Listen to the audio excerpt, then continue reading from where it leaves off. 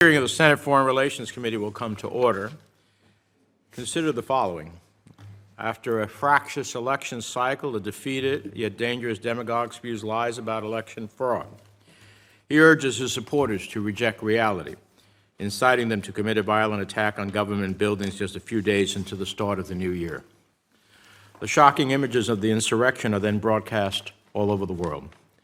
A stark example of how even the strongest democracies can falter when they are pushed to their limit. If you're listening to this and wondering which insurrection is he referring to, then I've made my point. The similarities between the January 6th assault on the U.S. Capitol and its Brazilian sequel on January 8th of this year reminds us that we must stand vigilant against anyone, anywhere, who corrodes democratic norms, even when those attacks come from the highest levels of government.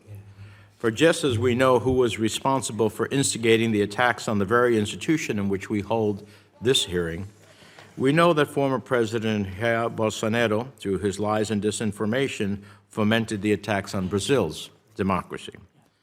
Democracies are resilient only as long as we reinforce their resiliency. We must look inward, commit to our own democratic values, and continue to stand with democratic movements and institutions throughout the world, which brings us to today's hearing. Despite the painful bond of these horrific attacks, the United States and Brazil have a unique opportunity for renewed cooperation. From addressing democratic challenges to protecting the environment to the regional migration crisis, we must succeed together or we will fail apart. On the environment, in the span of about 2 years while Bolsonaro was in charge, human development ravaged more than 34,000 square miles of Brazil's Amazon rainforest, an area roughly the size of South Carolina. The astronomical damage inflicted lasting harm to the ecosystem, to biodiversity, and to our efforts to combat global climate change.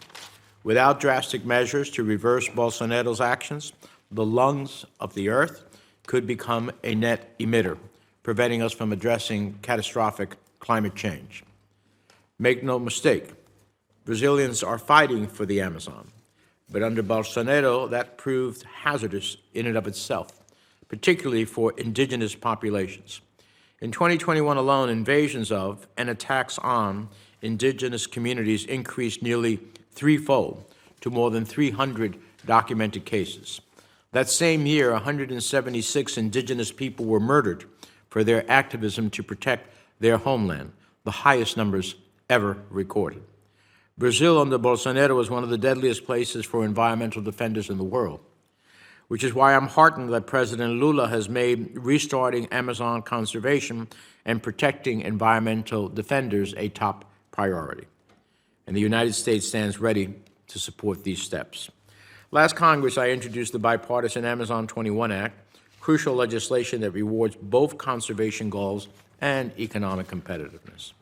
Addressing climate change while promoting positive economic growth are not mutually exclusive, and I look forward to once again engaging in that effort this Congress. After all, it's only by working with our partners, particularly those in our own hemisphere, that we can combat climate change, mitigate damage to the ecosystem, protect environmental defenders, and spur economic growth. Protecting environmental defenders is about much more than just the Amazon. Organized civil society and the ability of citizens to hold their government accountable are bedrocks of functioning democracy. Given Brazil's important economic and geostrategic role, we must be partners as we address democratic backsliding across the Americas. We must defend democracy when it is under attack around the world. In Havana, Miguel Diaz-Canel continues to lock up hundreds of protesters. In Caracas, the Maduro regime is under investigation for crimes against humanity. And in Managua, UN experts have said that Daniel Ortega's reign of terror has perpetuated, quote, Nazi-style crimes, end of quote. These human rights abuses and the migratory outflows that stem from citizens fleeing these countries demand our full attention and cooperation. It also means that our countries must stand shoulder to shoulder with the people of Ukraine in the face of Putin's unjustified war. The time is now for a U.S.-Brazilian partnership that leads the way on environmental, economic, and democratic issues. Next month, I look forward to leading the Codel to Brazil, where we will solidify these ties as we hopefully meet with President Lula and the senior members of his government. We look forward to that now. Let me turn to the ranking member, Senator Risch, for his remarks.